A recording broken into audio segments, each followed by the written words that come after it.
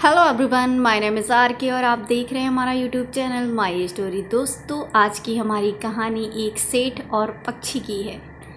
एक समय की बात है, एक सेठ और सेठानी रोज़ संगत में जाते थे। सेठ जी के घर एक पिंजरे में तोता पला हुआ था।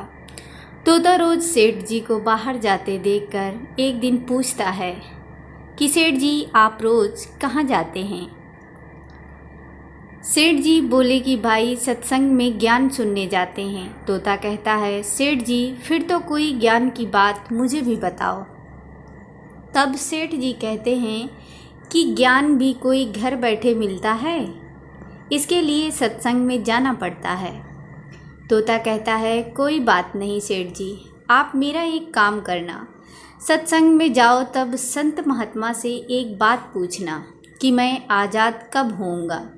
सेठ जी सत्संग खत्म होने के बाद संत से पूछते हैं कि महाराज, हमारे घर जो तोता है उसने पूछा है कि वो आज़ाद कब होगा। संत को ऐसा सुनते ही पता नहीं क्या होता है जो वो बेहोश होकर गिर जाते हैं। सेठ जी संत की हालत देखकर चुपचाप वहाँ से निकल जाते हैं।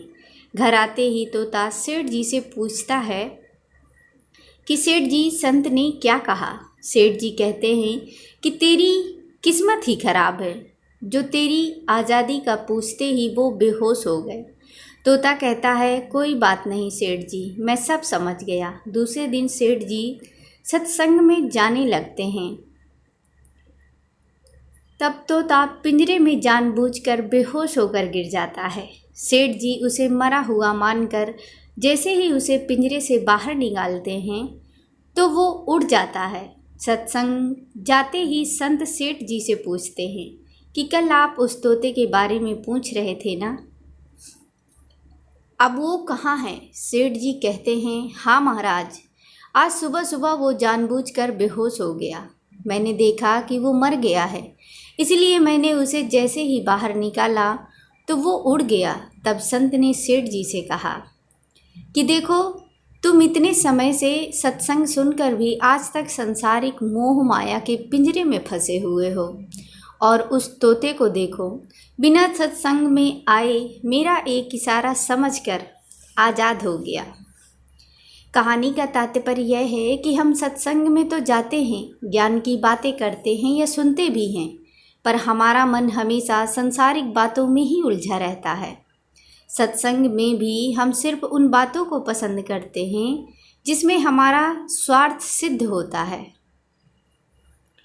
हमें वहाँ भी मान यश मिल जाए, यही सोचते रहते हैं, जबकि सत्संग जाकर हमें सत्य को स्वीकार कर सभी बातों को महत्व देना चाहिए, और जिस असत्य, झूठ और अहंकार को हम धारण किए हुए हैं उसे साहस के साथ मन से उतार कर सत्य को स्वीकार करना चाहिए। आशा करती हूँ कि ये छोटी सी वीडियो आपको बेहद पसंद आई हो।